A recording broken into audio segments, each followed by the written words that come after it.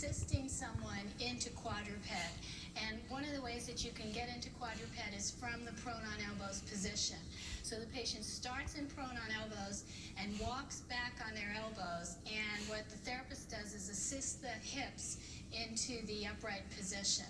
And we're going to time this so that as I pull back on the hip on one side, she's going to take a step with that arm back.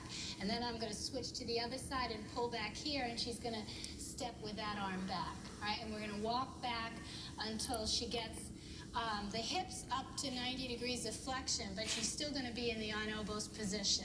Then I have to switch my hands to assist her to get all the way up into quadruped. All right, so Sandra, what we're going to do is walk back on your elbows until you get your hips off the mat up into the quadruped position. I'm going to give you a little bit of help by having my hands on your hips. So we're going to start walking back on 3, and I want you to take a step first with this side, okay? All right, so 1, 2, and now step, step, step, step. Good. Now I want you to hold that position right there, and then on 3, what we're going to do is we're going to come up onto straight arms. 1, 2, and 3. And then you can approximate over the tops of the shoulders, and you'll notice that I'm stabilizing her hips with one leg on either side so that she can't fall. It's important to be sure that the knees are under the hips and the hands are under the shoulders. All right, so Sandra, we're going to walk back on your elbows, starting with this elbow back first, and I'm going to lift this hip up, okay? On 3. 1, 2, 3. Step, step, step, step. All right, and then on 3, what you're going to do is come up onto your hands and straighten your elbows. 1, 2, and 3. And approximate over the top of the shoulders. Make sure that the knees are under the hips. You can also assist someone into quadruped from a side lying on elbow and side sit position, and that's the method I'm going to show you now. So in side lying on elbow, what I'm going to do is put my hands on her trunk under the axilla, and I'm going to twist her around and assist her into long sitting position. All right, so on 3, we're going to twist around and get into long sitting, okay? So 1, 2, and then up. Okay, and then once I have her in a sitting position, I'm going to put both hands down in about the same width that I would expect from a quadruped position. And what I have to do is pre-position these hips and knees so that they are at 90-90, which is what she's going to need when she gets into quadruped. All right, so she's pre-positioned for a quadruped position. Now the only thing left is to help to assist the pelvis up into quadruped. And I'm going to do that by having my hands on the pelvis. We're going to do this on 3, okay? 1, 2, and 3. And then you can approximate over the top of the hips. It's important, let's have you go back down to side sitting. It's important in this last little part to use the leg for the left, not your back, so that you get this kind of motion going. All right, so just from the, and it's also critical that you pre-position these limbs in 90-90. So we'll do this on 3, okay? 1, 2, and 3, up into quadruped. You can also assist someone into quadruped using a ball to support the trunk, and this would be particularly important for early quadruped activity when they don't quite have enough control to do this. It's important to have the right size ball so that they don't wind up being draped over the ball. So you would position the arms as they're going to go into quadruped, and the rest of the activity is exactly the same as what we did before, and that is starting in this position and assisting the hips up into quadruped. So on 3, you're going to roll onto the ball and put your hand down. You're going to get into quadruped, okay? All right, so 1, 2, and 3. And all the ball does is support the upper trunk and provide some additional stability. It also assists in this rolling motion from side to side.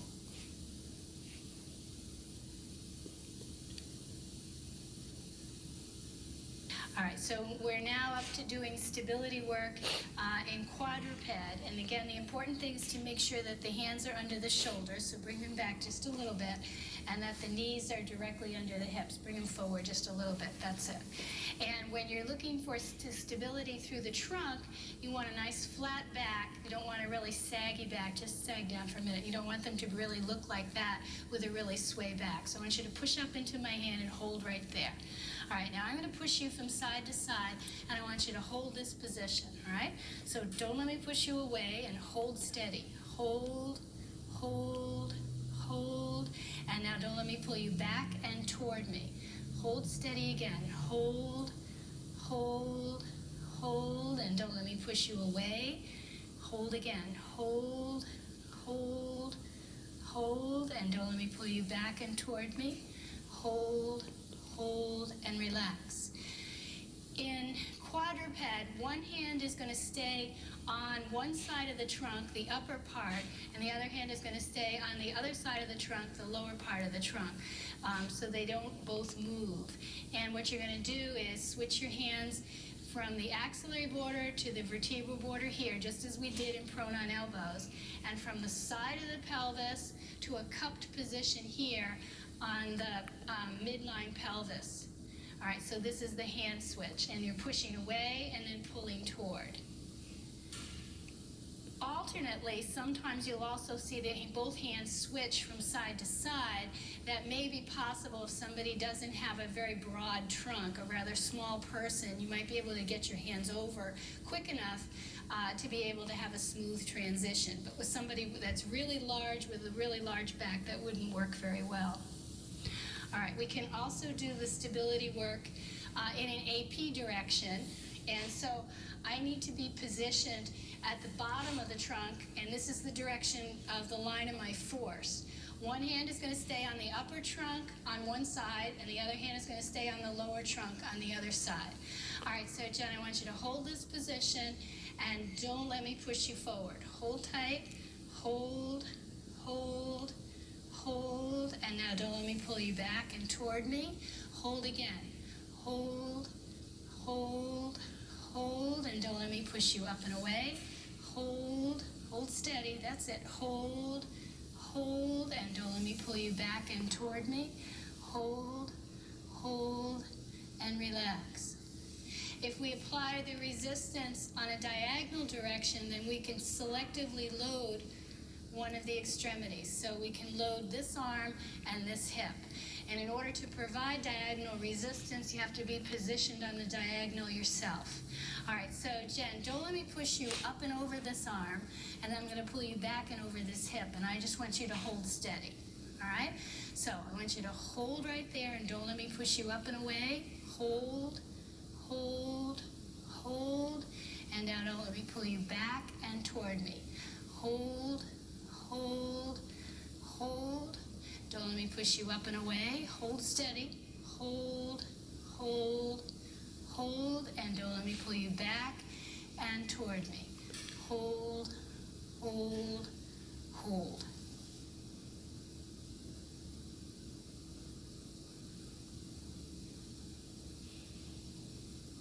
All right, so we can do rhythmic stabilization in quadruped.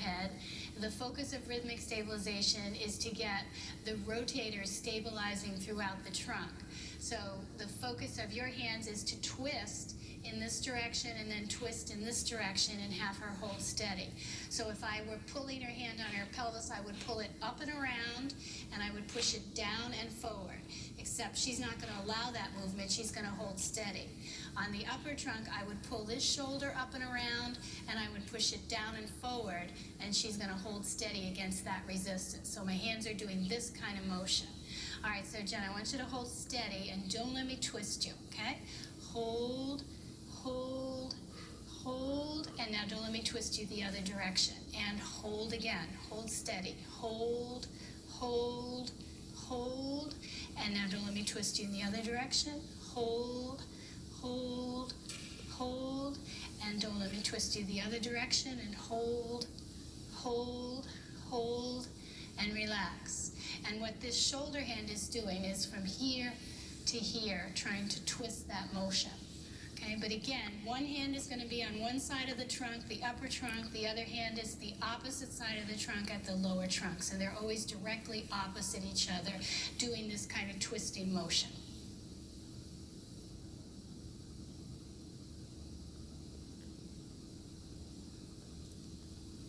All right, in quadruped, what we're going to do now is weight shifting. And you can do weight shifting in a medial lateral direction, in an AP direction, or on a diagonal direction. Your hands should be one hand on the upper trunk, one hand on the lower trunk, and each hand will stay on the side of the body that it's on.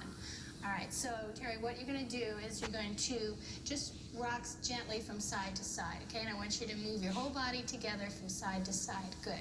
And now I want you to pull away and push back, and pull away and push back, and pull away, push back, and pull, and push, and pull, and push, and pull, and push. Okay, and stop.